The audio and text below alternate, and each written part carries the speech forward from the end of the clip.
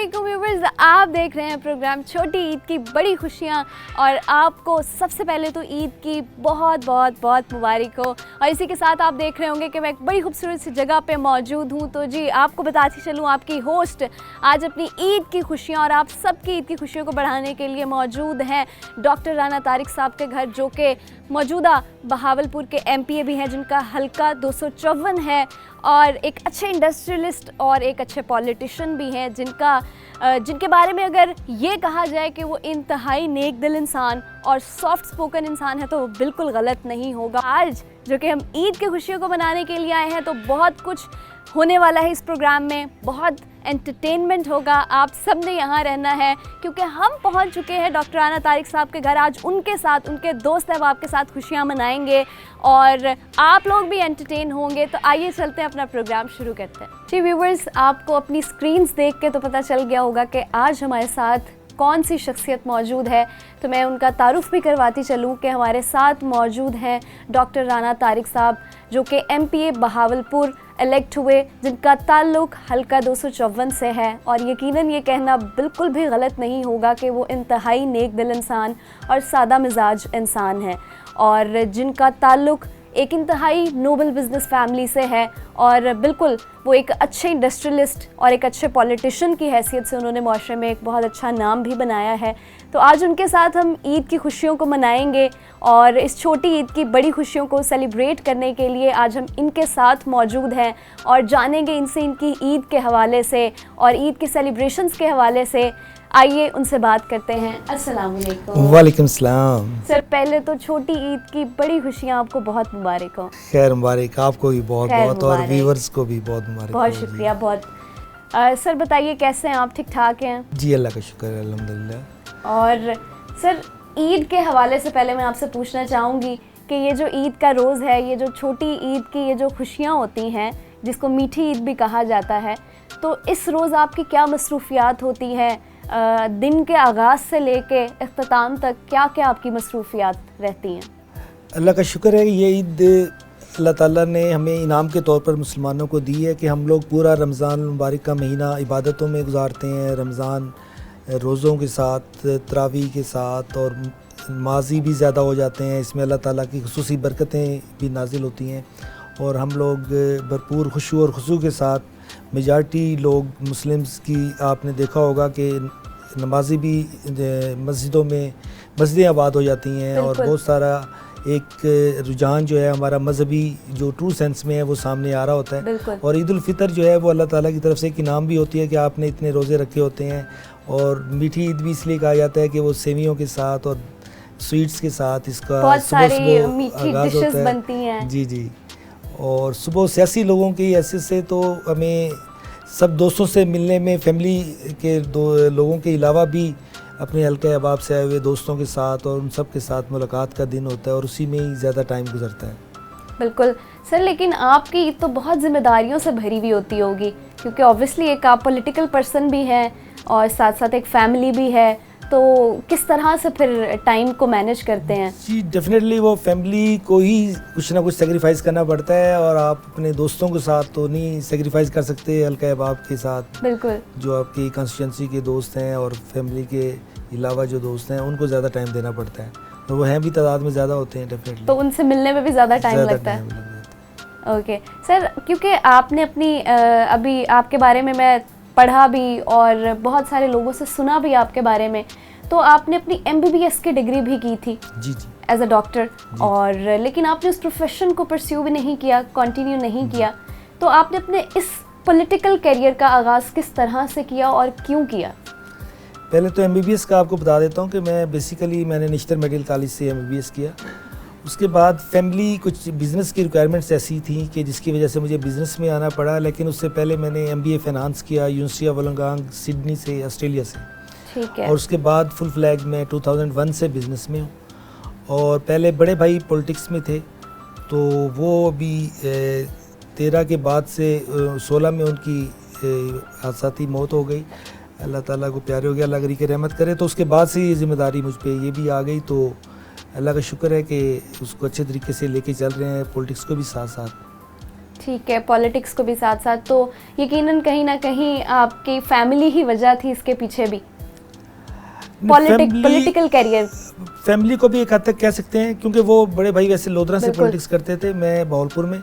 अलबत्ता गवर्नर पंजाब अली रहमान साहब को आप कह सकती हैं कि वो बहुत करीबी दोस्तों में हैं हमारे, और उनके भी ये ख्वाहिश थी कि आप पॉलिटिक्स में आएँ, तो इस वजह से भी पॉलिटिक्स में आए हम, ये कह लें। बिल्कुल सर, जो आज डॉक्टर राना तारिक साहब हमारे साथ मौजूद हैं, वो अपने बचपन की ईद किस तरह से गुजारते थे? क्योंकि अब की ईद तो आप इंतहाई मसरूफियात और बहुत सारे लोगों से मिलना जुलना, और एक अगर देखा जाए तो अब आजकल की ईदों का तो कल्चर ही एक बदल चुका है।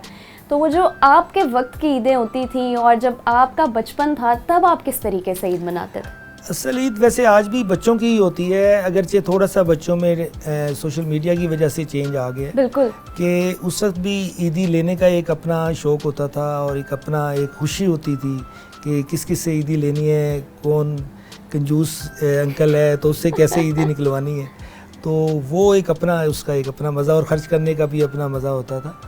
तो अभी बच्चों की चूँकि ख्वाहिशात हम ज़रूरत से ज़्यादा पूरी कर देते हैं, और कुछ सोशल मीडिया पे वो लगे रहते हैं, सारी रात जागते हैं, दिन में सो के गुजारते हैं। वैसे इसलिए ज़रा चेंज आ गया अब ज़रा माहौल में। पहले ईद ज़्यादा अच्छी मनाई जाती थी, और रसूमात भी पहले ज़्यादा अच्छी थी, बुज़ुर्गों के पास जाते थे लोग एक दूसरे के घरों में। अब ज़रा वो रुझान भी कम हो गया, टेलीफोन करके अपॉइंटमेंट लेके जाना पड़ता है अब कि आए जी, हम आपको बुला रहे हैं, आ जाएं, या हम आ जाएं आपकी तरफ, आप बिजी हैं, और मतलब ये चीज़ें अब तक अल्फाज ज़्यादा हो गए हैं। बेशक ऐसा ही है। मटीरियलिस्टिक सोच कह लें आप उसे, या जो भी खुलूस से ऐसा थोड़ा सा वो कम होता जा रहा है। तो सर, बचपन में आपको जो मैक्सिमम ईदी मिलती थी वो कितनी होती थी? उस वक्त के लिहाज से तो चंद सौ रुपये बहुत ज़्यादा ईदी होती थी, वाकई डेफिनेटली। अभी तो बच्चे हज़ारों में भी नहीं मानते। तो अब आप जो ईदी, क्योंकि अब आप ऑब्वियसली ईदी देने वालों में से हैं, तो आप अपने बच्चों को कितनी ईदी देते हैं? अपने बच्चे तो खैर कभी भी खुश नहीं होते, उन्हें जितनी भी दे दें, इसलिए उनको लिमिट में ही रखना पड़ता है। ये भी एक ज़रूरत हो गई यार पेरेंट्स की आजकल, बिल्कुल, कि हर ख्वाहिश भी पूरी नहीं होनी चाहिए बच्चों की, और इसी तरह ईदी की सूरत में भी ईदी की सूरत में भी ज़्यादा ईदी नहीं रहनी चाहिए। तो फिर भी एक हमें ज़रा एक फिगर बताएं जिसमें हमें पता चले कि आप फिगर तो अभी देनी है तो अभी पता चलेगा, लेकिन ये कि तिश्नगी रहनी चाहिए बच्चों में। हाँ, ये है कि ख्वाहिश पूरी नहीं होनी चाहिए बच्चों की। वाकई ये आपने बात बिल्कुल, खुशी भी तभी होती है, वाकई ये बात हकीकत है कि हमें खुशी भी, वो कहते हैं ना कि जब तक आपको कोई चीज़ नहीं मिलती तो आपको उसकी चाहत और ख्वाहिश तब तक रहती है, लेकिन जैसे ही वो चीज़ आपको मिल जाती है तो उसकी अहमियत भी कम हो जाती है, उसकी ख्वाहिश भी कम हो जाती है। तो यही मेरे ख्याल से सिनेरियो ईदी का भी है। एग्जैक्टली।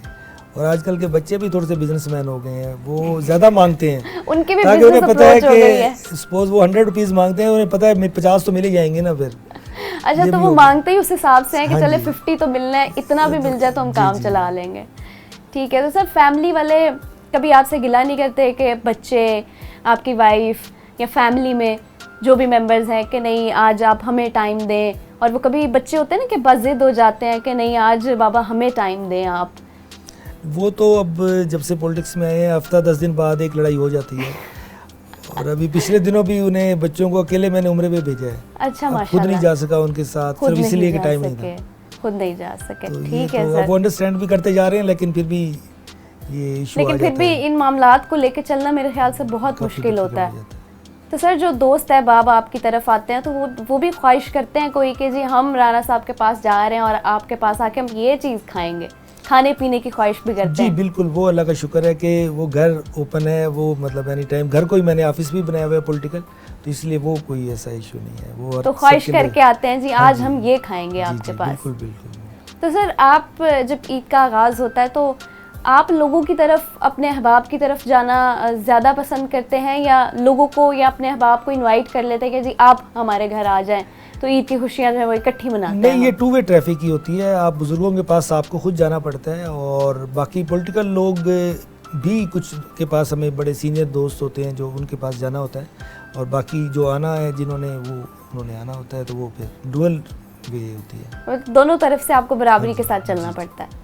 ठीक है सर, एक और सवाल जो मेरे अभी फिल वक्त जहन में आया कि जो हमारी आजकल की नौजवान नस्ल है, अगर आपने देखा जाए तो मोस्टली 20 to 30% लोग जो है वो ईद की नमाज़ पे भी नहीं जा पाते। और ये कल्चर बड़ा बढ़ गया है कि जी ईद की नमाज़ पे सोए रहना, या इस चीज़ को ज़रा आप मुझे बताएं कि आपको क्या लगता है कि इसके पीछे क्या फ़ैक्टर्स हैं, और ये जो हमारी नौजवान नस्ल है इसको किस तरह से हम इस कल्चर से दोबारा वाबस्तगी करवा सकते हैं कि ये चीज़ें जो है हमारे एक बहुत कल्चर का एक नुमाया हिस्सा है और हमारे लिए बहुत ज़रूरी है। साउथ पंजाब में तो आप कह सकती हैं कि फिर भी अभी मौजूद है ये कल्चर, अपर पंजाब साइड पे ही शायद होगा क्यों, लेकिन यहाँ भी सोशल मीडिया ने काफ़ी बुरे असरात डाले हैं और जिसकी वजह से वो सारी रात सोते नहीं हैं, तो फिर वो मतलब जाग नहीं पाते। और हमारे यहाँ ईद नमाज का भी ये कंसेप्ट कुछ जगहों पे ऐसा है कि फजर तक वो जाग ही रहे होते हैं लोग, लेकिन ईद नमाज जो है वो लेट होती है ज़रा, तो वो फिर 2-3 घंटे का जो गैप होता है उसमें बच्चे जो सो जाते हैं फिर वो उठते नहीं हैं। ये भी एक रीज़न है। ये भी एक रीज़न है। तो हम किस तरह से उनको जैसे सऊदी अरब या दूसरे यूएई ममालिक में ये होता है कि ईद उल फितर जो है वो नमाज फजर के थोड़ी देर बाद साथ ही पढ़ा दी जाती है। लेकिन सर हमारे यहाँ तो ये भी ट्रेडिशन है, ये भी कल्चर है कि कोई ईद नमाज जो है वो 9 बजे हो रही है, कोई ईद की नमाज 10 बजे हो रही है कुछ इलाकों में। हमारे यहाँ बकायदा उसे रस्म समझ के मनाया सेलिब्रेट किया जाता है, जबकि सऊदी अरब वगैरह में ऐसा नहीं होता। नमाज फजर के फ़ौरन बाद ही ईद की नमाज हम अदा कर सकते हैं कुछ टाइम के बाद। Okay, thank you so much sir. अभी वक्त हो चुका है कुछ ब्रेक का, और ब्रेक के बाद वापस आएंगे। बहुत सारी और बातें भी आपको सुनने को मिलेंगी और जानेंगे, देखेंगे, सुनेंगे कि किस तरह से डॉक्टर आना तारिक साहब अपनी ईद अपनी फैमिली के साथ और अपने दोस्त अहबाब के साथ मनाते हैं। लेकिन वक्त हो चुका है एक ब्रेक का, वापस आऊँगी मैं एक छोटी सी ब्रेक के बाद। आपने कहीं नहीं जाना, देखते रहना है छोटी ईद की बड़ी खुशियाँ।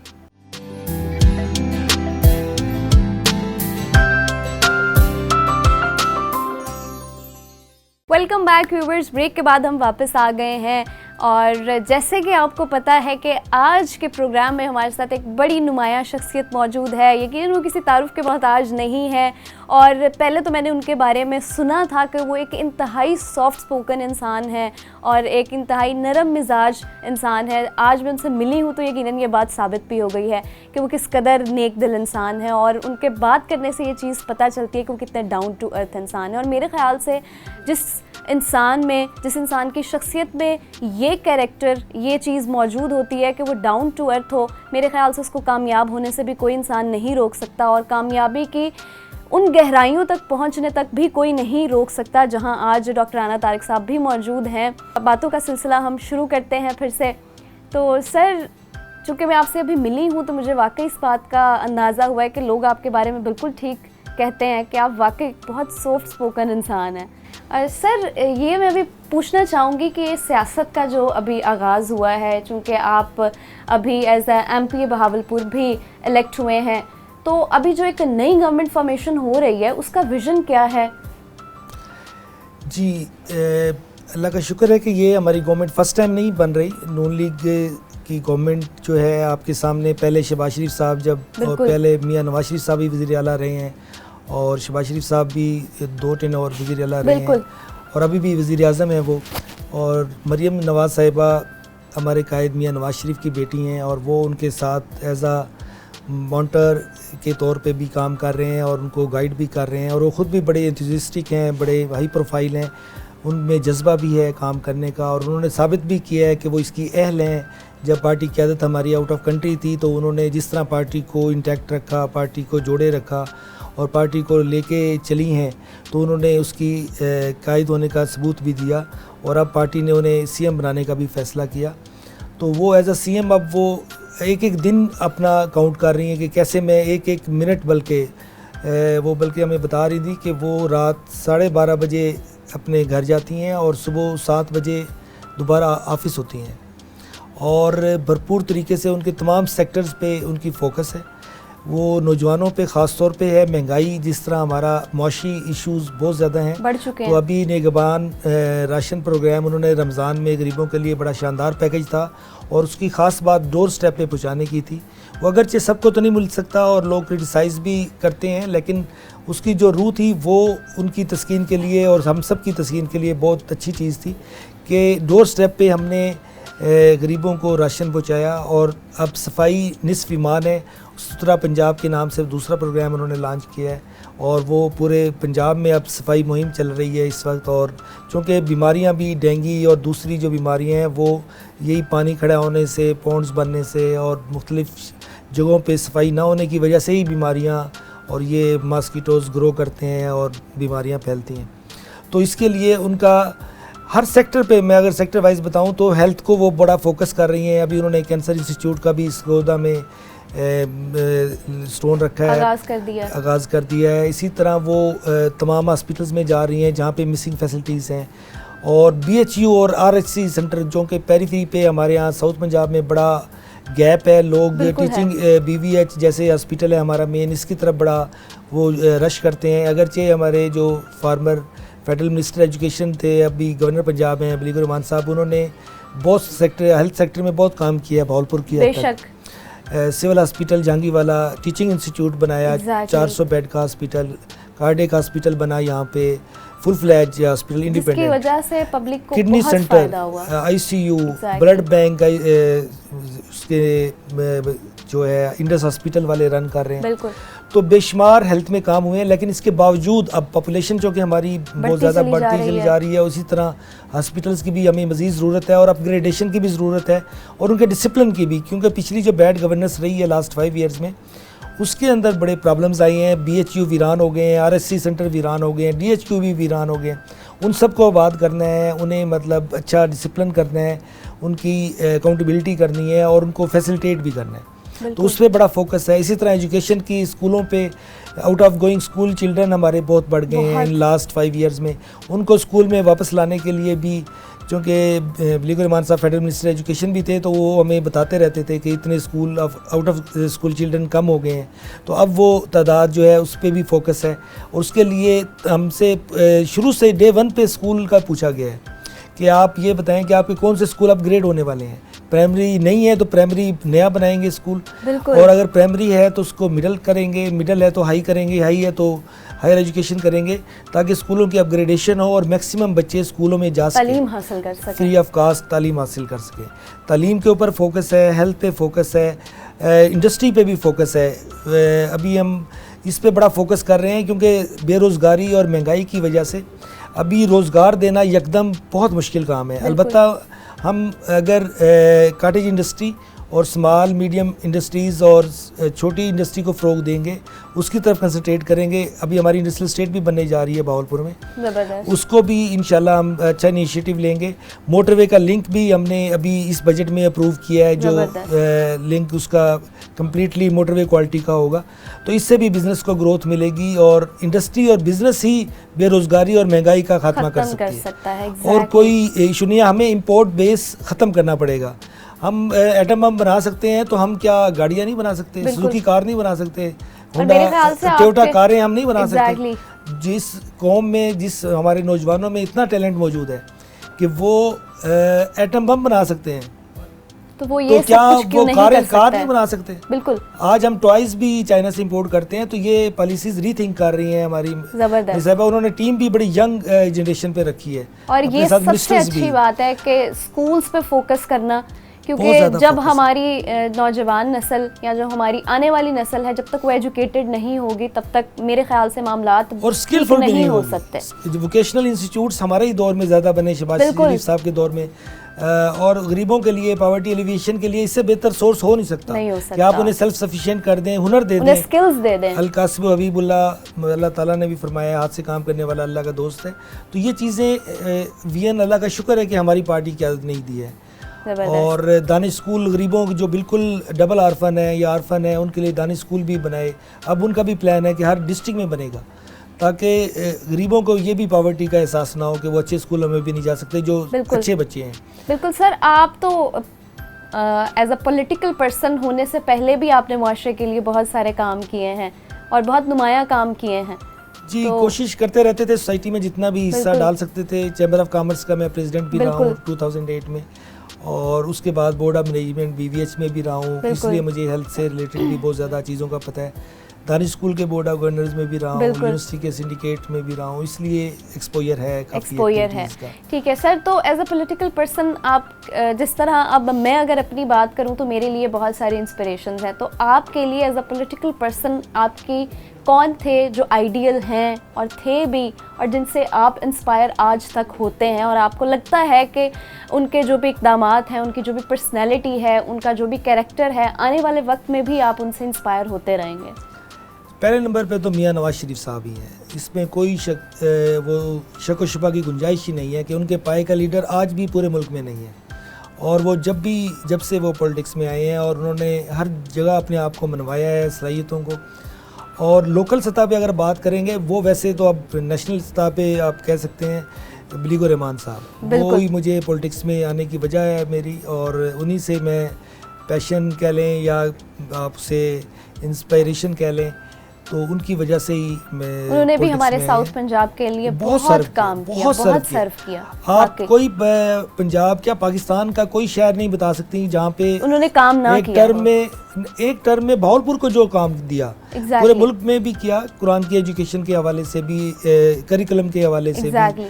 और भावलपुर में तो 5 नई यूनिवर्सिटियाँ कायम की, 5 नए हॉस्पिटल्स कायम किए, बिल्कुल, इंफ्रास्ट्रक्चर में काम किया, वापडा में काम किया, सुई गैस में काम किया, तो कोई इदारा नहीं छोड़ा। एग्जैक्टली सर, रोल मॉडल है हमारे लिए। बिल्कुल सर, अब ये जो आजकल एक अहम मसला चलता आ रहा है मेरे ख्याल से, कि जो हमारी नौजवान नस्ल है, हमारी यंग जनरेशन है, आप ये समझ लें, और ये कहना वाकई गलत नहीं होगा कि 80 to 90% जो हमारी यंग जनरेशन है, उनका कहना ये है कि जी हमारे पास बहुत अच्छी डिग्रीज़ हैं, और वाकई ये हकीकत भी है कि डिग्रीज़ बहुत अच्छी हैं, एमफिल, मास्टर्स, पीएचडी होल्डर्स मौजूद हैं, लेकिन उनके पास जॉब अपॉर्चुनिटीज़ नहीं है, जो एक सबसे मेजर प्रॉब्लम है। तो मैं आपसे वो पूछना चाहूँगी, क्योंकि आप साउथ पंजाब का एक शहर बहावलपुर के एमपीए हैं, तो आपका विज़न क्या है इस हवाले से कि हमारी नौजवान नस्ल के लिए क्या इक़दामात आप करेंगे या करने का सोच रहे हैं? जी, इसके लिए हमारी गवर्नमेंट जो है, सीएम मरीम नवाज साहिबा की क़यादत में 5-6 स्ट्रेटजीज़ हैं हमारे जहन में, विजन है कि जिन पे काम करने का प्लान है नौजवान नस्ल के लिए। एक एंगल आपको, 2 एंगल पहले भी डिस्कस कर चुका हूँ, जैसे हमने वोकेशनल तालीम उन्हें देनी है, हुनर देना है उन्हें, क्योंकि जॉब की अगर आप रेशो निकालें ना पूरे पाकिस्तान में तो 1% है। बिल्कुल, तमाम सेक्टर्स मिला लें आप, आर्मी के, पुलिस के तमाम सेक्टर्स मिला लें तो 1% से ज़्यादा नहीं है। तो 1% मीन के 25 करोड़ की आबादी है, तो आप कितने लोगों को रोज़गार दे सकते हैं। तो इसलिए हमें ये भी कन्वे करना ज़रूरी है अपनी नई नस्ल को कि आप लोगों ने अब हुनर की तरफ आना है।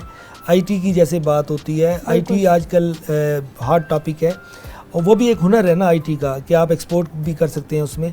हमने इंपोर्ट को डिस्करेज करना है, जैसे मैं पहले भी बात कर रहा था, तभी हम सेल्फ सफिशिएंट होंगे। ये जो IMF और दूसरे हमें लोन्स और चीज़ों में जाना पड़ता है, अगर हम आज अपनी ये गाड़ियाँ, व्हीकल ही, मैं इसकी मिसाल दोबारा देना चाहूँगा, व्हीकल्स आप इंपोर्ट पे बैन कर दें या अपनी बनानी शुरू कर दें और उसको लोग, गरीब आदमी उन्हें लेने लग जाएं, तो वो एक बहुत बड़ा गेम चेंजर हो सकता है। इसी तरह उन नौजवानों के लिए हमें इंडस्ट्रीज़ की तरफ भी जाना पड़ेगा ताकि उनको रोज़गार मिल सके। इसी तरह हम जैसे स्कूलों की बात कर रहे थे कि हम तमाम स्कूलों को पूरे पंजाब में अपग्रेड कर रहे हैं, ताकि क्योंकि हमारी आउट ऑफ स्कूल चिल्ड्रन बहुत ज़्यादा होते जा रहे हैं, तो उनको स्कूल में लाने के लिए हमें स्कूल ज़्यादा चाहिए, तो इदारे ज़्यादा चाहिए, तो रोज़गार भी फिर निकलेगा डेफिनेटली। एग्जैक्टली, टीचर्स हमें और भर्ती करने होंगे। इसी तरह हेल्थ सेक्टर को जब हम इम्प्रूव करेंगे और बनाएंगे, हॉस्पिटल्स और बनाएंगे, तो उसमें भी जॉब्स निकलेंगी। यूनिवर्सिटीज़ और बनाएंगे, कॉलेजेस और बनाएंगे, तो उसमें भी जॉब्स निकलेंगी। यानी जैसे इदारे बेहतर होते जाएंगे, उसी तरह जॉब अपॉर्चुनिटीज़ बढ़ती जाएंगी। हाँ जी। ओके सर, इसी गुफ्तगू के सिलसिले को बढ़ाएंगे, लेकिन वक्त हो चुका है एक ब्रेक का, और जी वापस आएंगे। बहुत सारी अभी मज़ीद बातें हमने करनी है, आप सबने सुननी है, और यकीनन आप सबको बहुत मज़ा आ रहा होगा। तो जी वक्त हो चुका है एक ब्रेक का, वापस आऊँगी मैं एक छोटी सी ब्रेक के बाद। आपने कहीं नहीं जाना, यहीं रहना है और देखते रहना है प्रोग्राम छोटी ईद बड़ी खुशियाँ।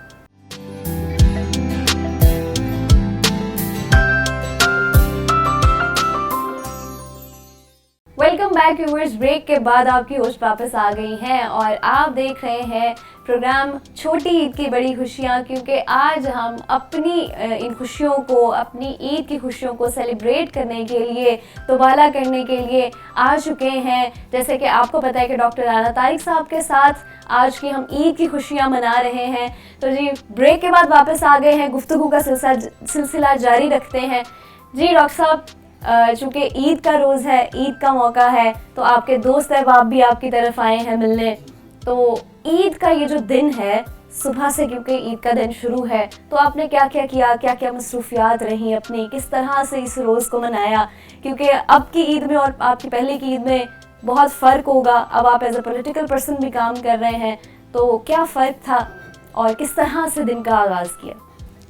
बिस्मिल्लाहिर्रहमानिर्रहीम। सबसे पहले तो डेफिनेटली आपकी बात बिल्कुल सही है कि ये डिफरेंट ईद है, तो इसके लिए हमें मरकज़ी ईदगाह में हमने ईद की नमाज़ पढ़ी दोस्तों के साथ, और वहाँ पे बहुत सारे साथी, चूँकि हमारी मरकज़ी जो ईदगाह है उसमें आलमोस्ट पूरे शहर से लोग आए हुए होते हैं, और मेरा शहर का ही हल्का है, कॉन्स्टिट्यूंसी है, तो वो सारे ही मोस्टली लोगों से वहीं मुलाकात भी हो जाती है इस बहाने, और ईद मिलने का मौका भी मिल जाता है, और ईद की खुशियाँ सही मानों में दोबाला भी हो जाती हैं जब आप सब दोस्तों को एक जगह पे इकट्ठा देख रहे होते हैं ईद के दिन पे, और फिर घर वापसी होती है, और फिर कुछ 5-1 मिनट दोस्त फैमिली को देने के बाद फिर दोस्त आए हुए होते हैं, तो उनके साथ फिर टाइम गुजरता है, फिर दोस्तों के साथ वक्त गुजरता है। तो फैमिली को कितना टाइम दिया आपने अब तक? 5 to 10 मिनट्स। 5 to 10 मिनट्स, और वो इसमें राजी हैं? राजी तो नहीं हो सकते लेकिन ऑप्शन भी नहीं है। बिल्कुल सर। थोड़ा सा मैं आपकी अगर पर्सनल प्रोफाइल पे आऊँ, तो सर आपकी शादी कितना अरसा पहले हुई, और क्या आपकी शादी जब हुई तो वो आपकी पसंद की थी, या अगर जिस दौर में हुई तो उस दौर में आपकी फैमिली की मर्जी से हुई? नहीं, फैमिली की मर्जी भी शामिल थी, मेरी मर्जी भी शामिल थी। अच्छा, और दोनों तरफ से 25th सेलिब्रेट ईद के दिन ही आज हो रही है। अच्छा, क्या बात है। फिर तो यानी आपको और मुबारकबाद देनी चाहिए कि आपकी एनिवर्सरी भी है। हाँ जी। तो फिर आज तो आपको फैमिली को ज़्यादा टाइम देना चाहिए। इसके बावजूद कम टाइम, शाम को देखते हैं कोई प्लान कर किया हुआ है इंशाल्लाह। ओके जी, ज़बरदस्त। तो बच्चों की तरफ से आपको, आप तो चले ईदी देते हैं और ये सिलसिला चलता है, तो बच्चे भी कभी आपके लिए, क्योंकि आजकल बड़ा रुझान आपने देखा हो गया कि बढ़ गया है कि यंग जनरेशन हमारी, वो भी बड़ों के लिए गिफ्ट बास्केट्स बनाते हैं और गिफ्ट्स लेके आते हैं। जिस तरह अगर बड़े बच्चों को ईदी दे रहे हैं तो वो भी बड़ों को जो है गिफ्ट्स देते हैं। हाँ जी, बिल्कुल, ये काफ़ी ट्रेंड है। हमारे इल्म में तो नहीं था, वैसे बच्चों ने ही किया है ये शुरू ट्रेंड। उन्होंने मतलब अब तो वो सीजनल गिफ्ट भी देते हैं ईद पे, कोई वेस्ट कोट या जैकेट दे देना, इसी तरह मतलब ना ईद पे भी गिफ्ट दे देना।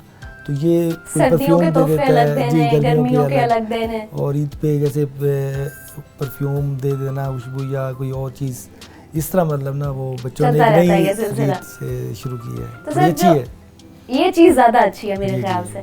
तो सर ये जो ईद पे आप कपड़े पहनते हैं, ईद की शॉपिंग होती है, ख़ास तौर पे ख़वातीन के लिए एक बड़ा अहम मौजू होता है ईद की शॉपिंग, जो कि मेरे ख्याल से पहले 4-5 महीनों से ये सिलसिला शुरू हो जाता है। ईद की शॉपिंग मेरे ख्याल से रमज़ान से भी पहले से ये स्टार्ट हो जाता है।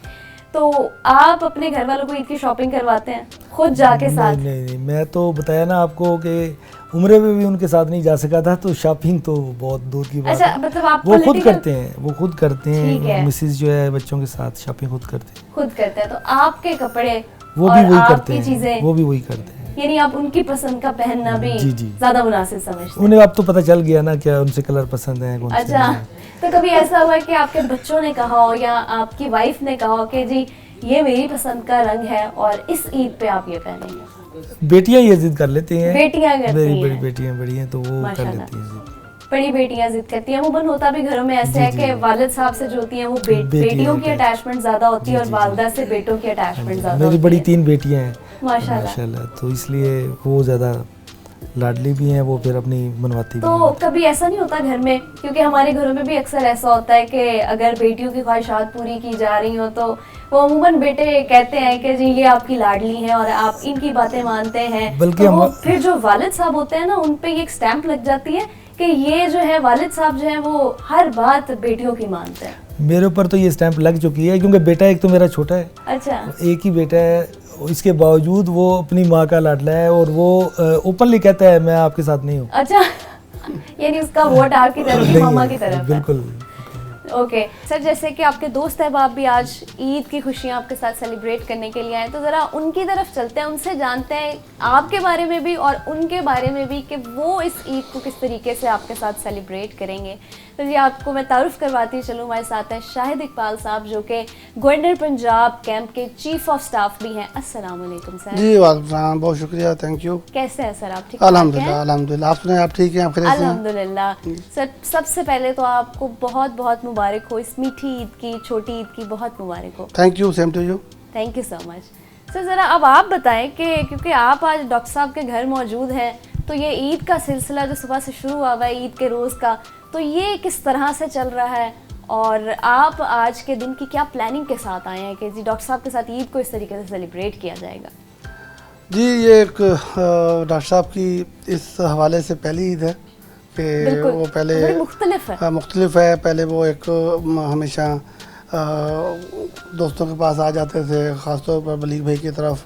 तो इस दफ़ा डॉक्टर साहब माशाल्लाह अल्लाह ताला ने इन्हें भावलपुर से MPA के अहदे पे नवाजा है, तो अब लोगों की तवक्कुआत भी हैं इनसे बहुत ज़्यादा और दोस्तों की भी डेफिनेटली बढ़ जाती हैं।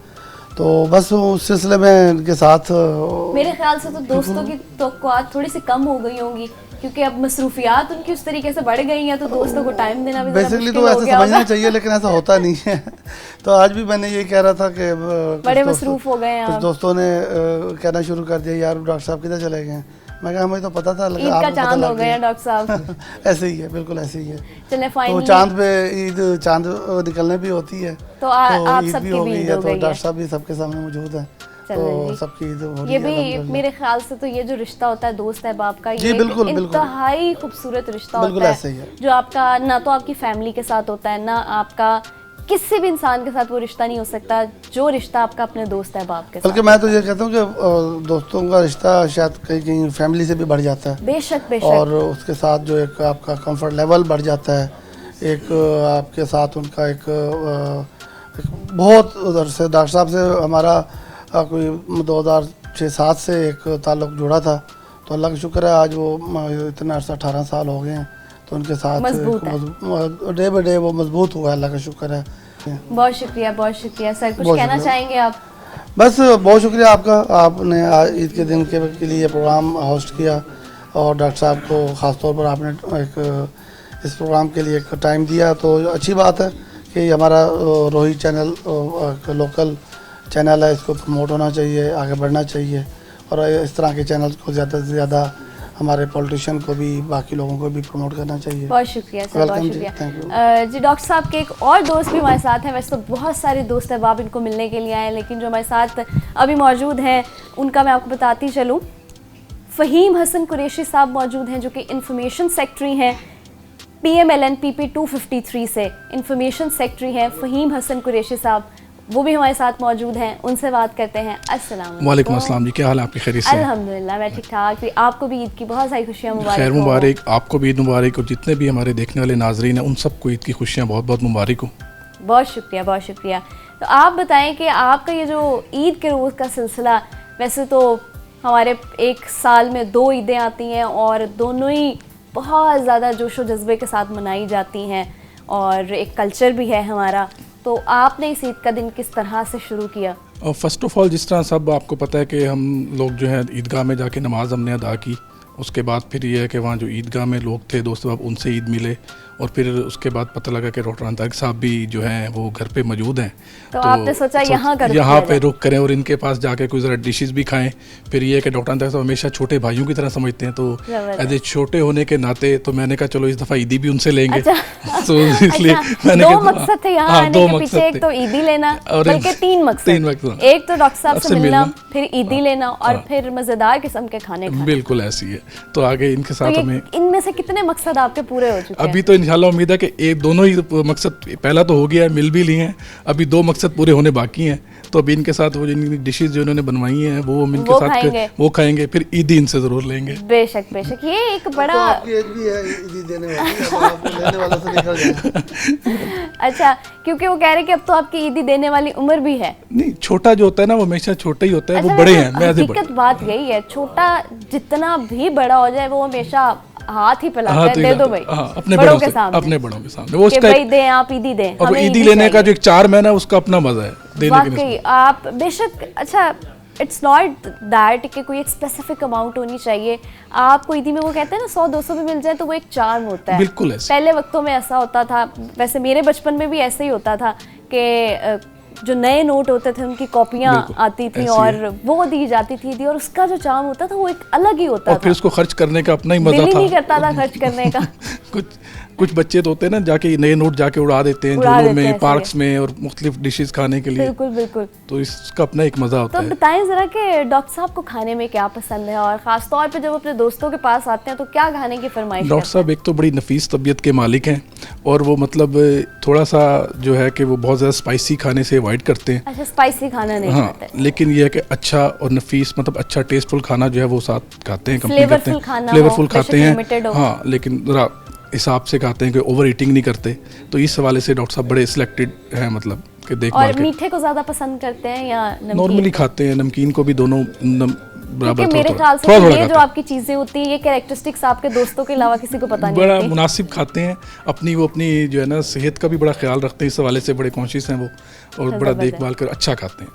ठीक हो गया, बहुत शुक्रिया आपका, बहुत मज़ा आया आप लोगों से बात करके। सो मच, थैंक यू सो आपकी मच। टीम का भी बहुत शुक्रिया, आप लोग आए। जी, खाने से पहले मैं आपको बताती चलूँ, जब तक खाना लगता है हमारे लिए तब तक आप लोगों को भी थोड़ा सा इंतज़ार करना पड़ेगा क्योंकि वक्त हो चुका है एक ब्रेक का। वापस आएंगे हम छोटी सी ब्रेक के बाद, और ब्रेक के बाद वापस आने के बाद बहुत मज़ेदार किस्म के खाने होंगे और दस्तरखान सजा हुआ होगा, तो वहाँ पे कुछ बातचीत का सिलसिला जारी करेंगे। तब तक आप सब इंतज़ार कीजिए और मुझे जाना है एक छोटी सी ब्रेक पे, और ब्रेक के बाद वापस आऊँगी। तब तक आप लोग देखते रहिए छोटी ईद की बड़ी खुशियाँ।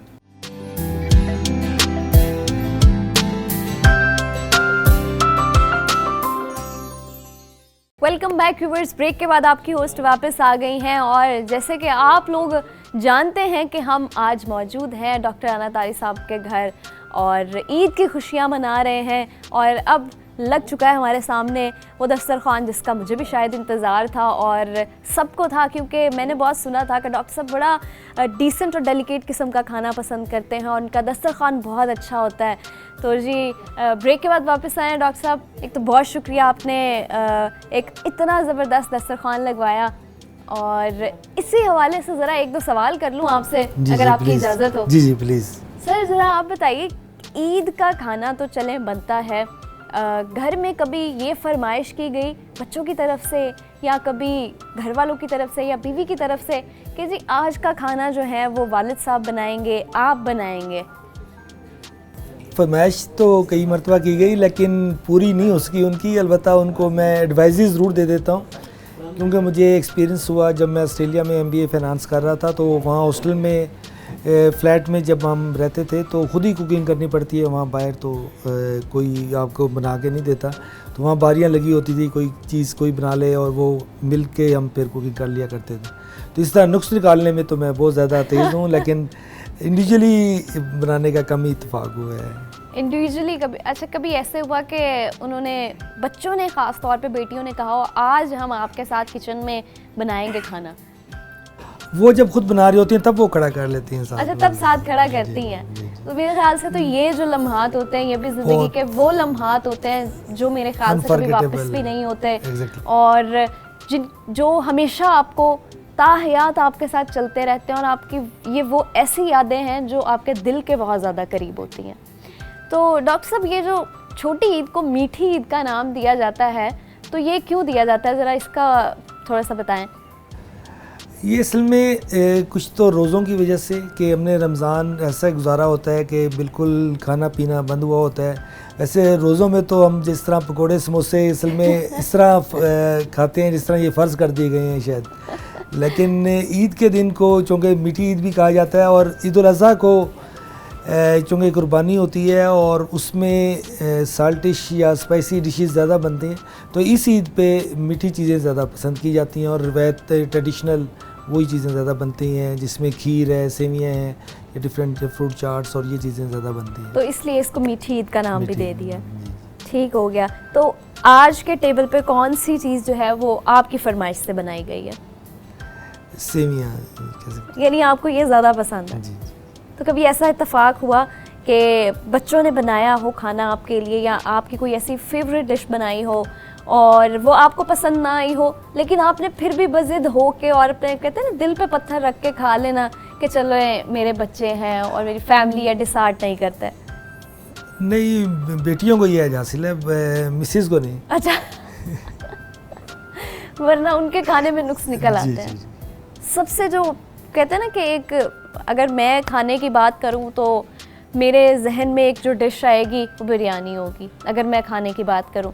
तो अगर आप खाने की बात करें और आपकी पसंद की बात करें, जब खाने का नाम ले तो आपके जहन में ऐसी कौन सी डिश है जो सबसे पहले आती है और आप कहें कि दस्तरखान पे इस चीज़ का होना जो है वो लाजमी है?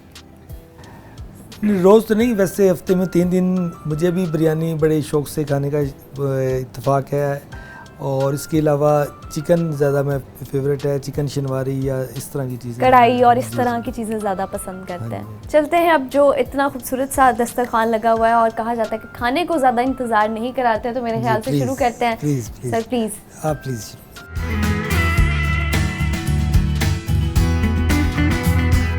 वक्त हो चुका है इस प्रोग्राम के इख्तिताम का। तो मुझे तो बहुत मज़ा आया, मैंने अपने ईद को बहुत इन्जॉय किया, और ख़ास तौर पे एक ऐसी पर्सनालिटी के साथ, एक ऐसे पब्लिक फ़िगर के साथ जो हर दिल अज़ीज़ हों, जिनको शहर के लोग, जिनको लोग अगर आप किसी के सामने भी ज़िक्र करते हैं तो उनके लिए उनके दिलों से और उनकी ज़ुबान से बहुत अच्छे अल्फाज निकलते हैं और सुनने को मिलते हैं। तो मुझे बहुत मज़ा आया, मेरी ईद की खुशियाँ बहुत ज़्यादा बढ़ गई। बहुत शुक्रिया डॉक्टर साहब आपका, आपने हमें टाइम दिया, आपने हमें बुलाया और आपके साथ इन ईद की खुशियों को सेलिब्रेट करने का हमें मौका मिला। आपका बहुत शुक्रिया। नहीं, आपका भी बहुत शुक्रिया, आपने टाइम दिया ईद के दिन ख़ास तौर पे, और ये तो हमारा वैसे लोकल चैनल है, इसकी प्रमोशन भी और वैसे भी हम इसके देख के बहुत खुशी होती है कि बहरपुर में भी एक अच्छा चैनल आ गया माशाल्लाह। बहुत शुक्रिया सर। तो इस प्रोग्राम को अभी एंड करते हैं, और यकीनन आप लोगों से भी यही रिक्वेस्ट करूँगी कि आप लोग अपनी ईद की खुशियों को मनाएं और ख़ुद खुशी मनाने के साथ साथ अपने आसपास के लोगों के दरमियान खुशियाँ बांटना मत भूलिएगा। तो जी, ये था आज का प्रोग्राम। दोबारा मुलाकात होगी, लेकिन अपना बहुत ख्याल रखिएगा, दुआ में याद रखिएगा। अल्लाह हाफ़िज़।